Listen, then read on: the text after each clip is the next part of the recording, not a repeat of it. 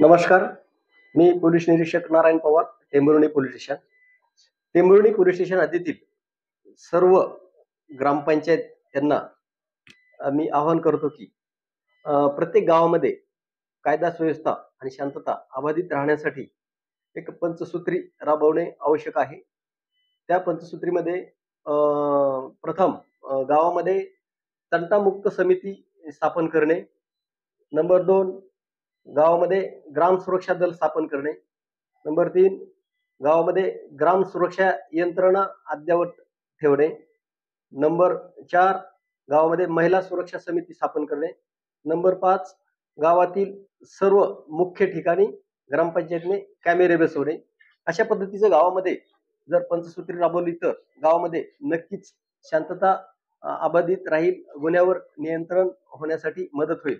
Prevention is better than cure. तंटामुक्त समिती स्थापन केल्याच्या नंतर त्याच्यामध्ये गावातील छोटे मोठे तंटे मिटले जातील आणि गावातील शरीराविरुद्धचे गुन्हे होण्यास प्रतिबंध होईल.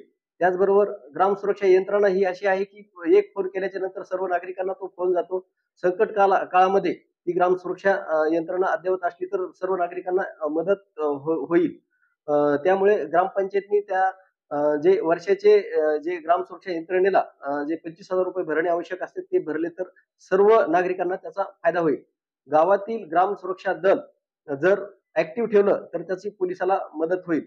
त्याचबरोबर गावात महिला सुरक्षा समिती स्थापन जर झाली तर गावातील जे छोटे मोठे कौटुंबिक वाद असतात, महिलांना त्रास होतो, त्यापासून त्याचा फायदा होईल.